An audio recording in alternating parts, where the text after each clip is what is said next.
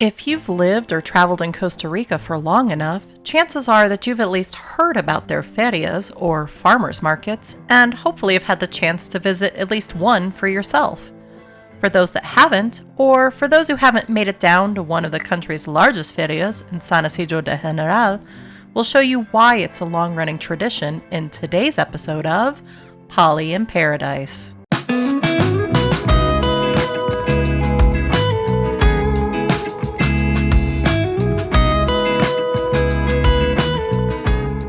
Officially created in the late 1970s and later regulated by law, the National Farmers Market Program was started in order to give opportunities for small and medium-sized farmers to sell their produce directly to customers. This allows for not only having a selection of some of the freshest produce you're likely to find, in addition to types of produce that you can't find in most supermarkets, but access to local artisans as well. What type of goods are found, how big the marketplace is, the days of the week it's open, all depends on that particular location. And of course, what season it is. When we first moved here, there were two ferias near us. One in Nosara itself, which was very small and was about a 50-50 mixture of produce and cheese and craft artisans. The other one was situated not far from the beach in Playa Guiones and was a lot bigger and frequented by a lot more gringos. Regularly attending these was a great way to not only practice our Spanish, but also enabled us to meet some of our neighbors, learn about events, and get information from the goat cheese and milk vendor on how I could find the items needed for me to continue making Icelandic yogurt, aka skyr, in our new home. Once we moved to the El General Valley and went to their main feria, we were shocked by the size of it and quite a bit overwhelmed. There's several other smaller ferias near San Isidro del General, which we will cover in future videos. This is the big one in the city, open for longer hours, 2 days a week. Luckily, there was a friendly, English-speaking, bald-headed vendor named Frank who quickly became my best friend in the whole world, who not only helped us get oriented in the market, but continues to help us out to this day. From helping explain parts of Tico culture we don't understand yet, to which seasons and altitudes different produce grows in, and even helping each other by sending voice messages on WhatsApp in order to learn Spanish and English, I always look forward to seeing his smiling face at the feria. So I could think of no one better to give you all an introduction to the San Isidro Feria. Thank you for joining us today, Frank. First question. Yeah. Are you my best friend in the whole world? You are a good friend, but I have another friends, right? So you're not my best friend? Oh, you are my best friend. Okay. Well, I would think that you would come over to my house sometime then. But I know that you live in Cartago, which is pretty far away. So it makes sense that you don't have a lot of time to spend in Perez Zeledon before you go back to your house. How long does it usually take you to drive here? Brandi, that's a good question for me. Yeah, maybe it depends on traffic. You know, sometimes there are a lot of cars in the roads. Sometimes there are a little cars. Maybe 3 hours from Cartago to Perez de Leon. And that doesn't even count the times that you can't take the Inter-American over the Cerro de la Muerte. I know sometimes we have landslides that close the Inter-American, and so you have to come the Costanera along the coastal highway. How long does it take you to get here then? And when I have to take another road, it may be 7 hours, more than a half. Also, we had to spend more diesel because my truck works with diesel. So I spend a lot of diesel. So how long have you been vending at this market? Did you sell at other ferias before you came to this one? Another good question, Brandi. Before, many years ago, maybe, 15 years ago, I used to work in another fairs like Alajuela, San Jose area. But now I am all. I work here. I have one space here. I think it's enough. Then why do you come to this feria? Why is this your one feria, especially since it's so far from your home? Here, I can sell many fruits like grapes, apples, oranges, fruit from Chile, the US. In another fairs, you can sell all this fruit. In another fair, only you have to produce local fruits. Only national, You can understand? See. No, no imports. no imports. What makes your stall special compared to other stalls at the feria? Is it the imported fruits that you bring? Yes, because if you don't have this kind of fruit, people want to sell another fruit. Now, I don't know how to say competencia. There are competition. Walmart, Primark, Pali, another market. So if you don't have this kind of fruit, people probably they are going to buy another places. Since the feria here is 2 days long, where do you and your wife spend the night? You don't go back home every night, right? It's a good question. Some people are laughing because I don't know, maybe 10 years ago, we used to sleep here under the table. Now we sleep in our truck. So there are many hotels here, but we have to spend a lot of money. We have to pay money, but my truck is free. It's very, very nice. So do you sleep in a mattress on there or in hammocks? We have a little mattress in the truck. So what do you like most about your job? I love this job. I had 35 years working here. You know people, you know different customer, co-worker too. There are many co-workers here. We have to move to one space every month. You know, we know a lot of people here. So what do you like least about your job? Nothing. I love that my job. You love driving the Cerro de la Muerte every week. I like driving. Well, sometimes the weather is really bad. Yeah, the weather is very bad, and you know, in winter sometimes very difficult. Sometimes the road is closed. I'm sorry, but 35 years is a lot of time. So I don't know how you say it. We are acostumbrados. You're accustomed. You are pastor.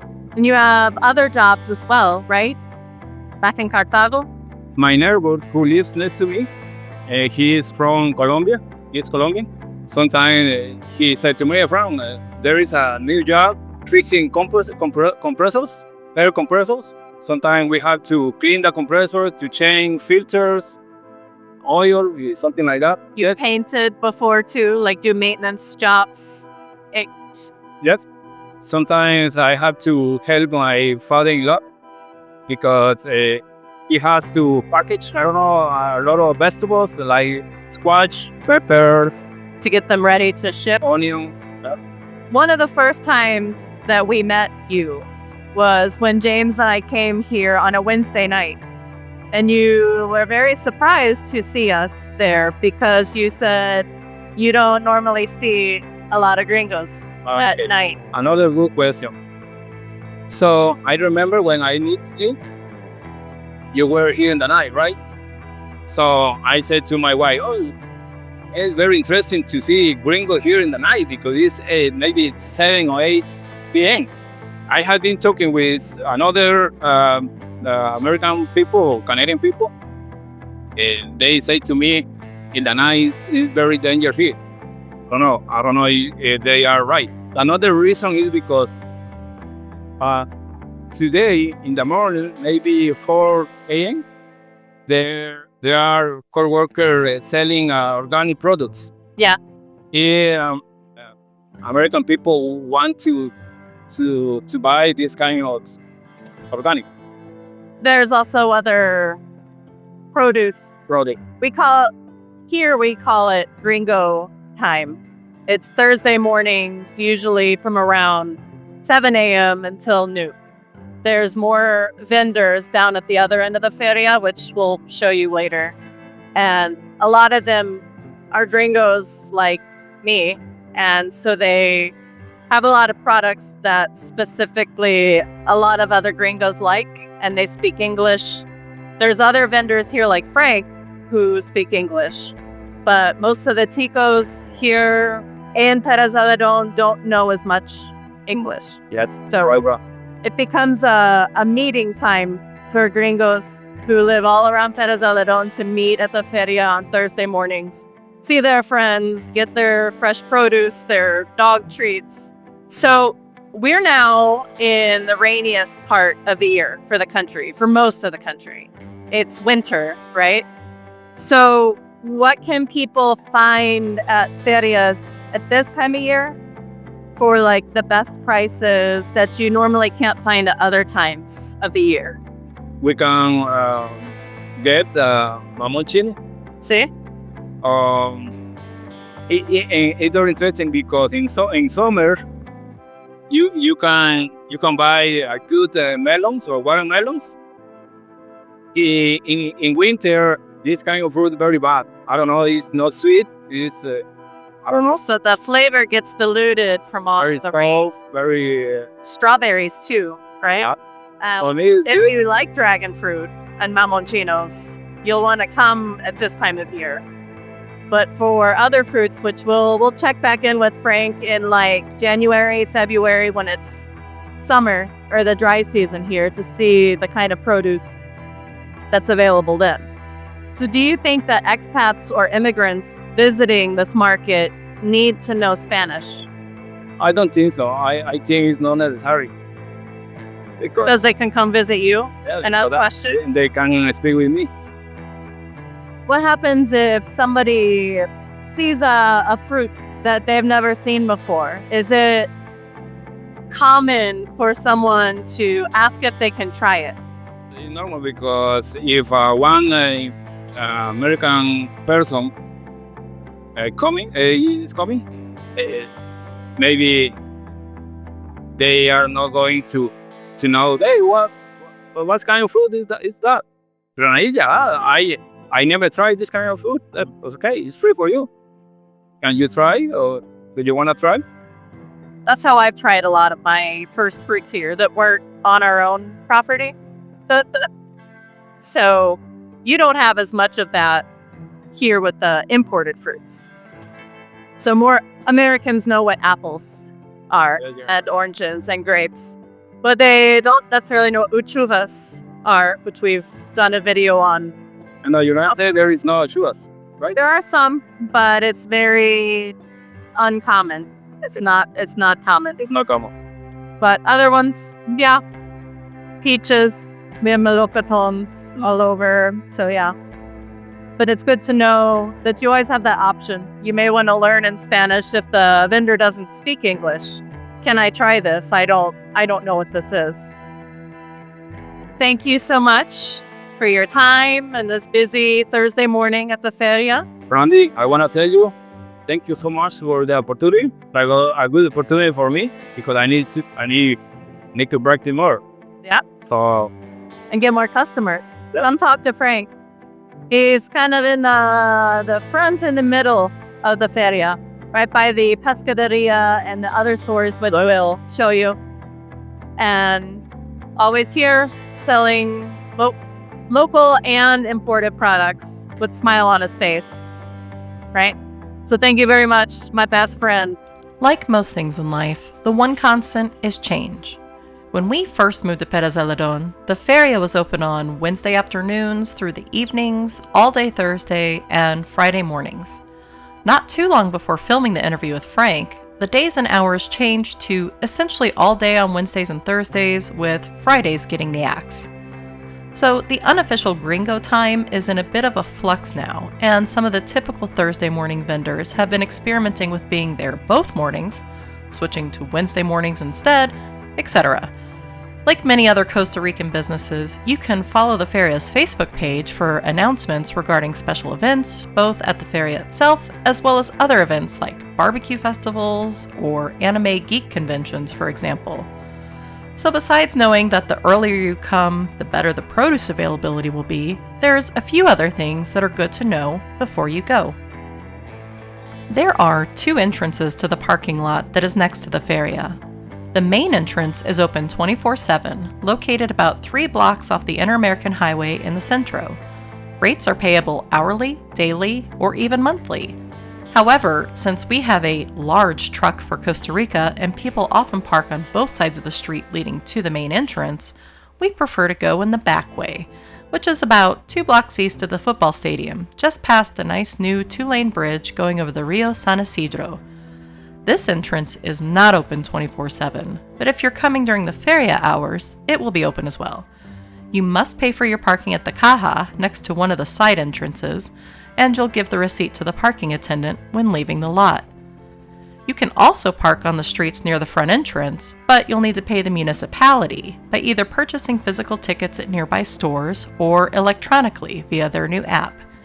It's a little cheaper than the hourly rate the feria charges, but the streets near there are very busy, so spaces may not be open. In addition to the stalls with removable tables and booths that occupy most of the space, there are a few permanent stores located near the front entrance. These include butchers, seafood vendors, cheese and other dairy products, and even one dedicated to containers and bags of various sizes and materials. You can also rent shopping carts near the front entrance to the feria by the aforementioned permanent stores. This, of course, depends on how much you're wanting to buy, or if, like us, you bring your own collapsible one. If you're going during one of the busiest times, however, you will have to pause frequently in order to maneuver around the amount of people stopped at the various booths. Recently renovated, there are plenty of bathrooms available, located near the caja where you pay for parking. Like many public restrooms in Costa Rica, most of the stalls are quite narrow, so you'll need to keep that in mind if you use it after making your purchases. And finally, if you're hungry, there is a small food court located above the middle section of the feria. It's mostly comida típica, or typical food, and is pretty cheap. There are also plenty of tables and chairs, some located near railings, if you'd also like to people watch while eating. Have you been to this feria or others? Did you get to try anything new there? Which are your favorites? Let us know in the comments below. Make sure to leave some positive comments about Frank's English as well to help encourage him in his English studies. Thank you for watching, liking, and hitting that subscribe bell if you haven't already, and we'll see you next time on Polly in Paradise. Hi there, YouTube. Hope you're enjoying our content. Don't make Max sad, so please like and subscribe to follow us on our adventures.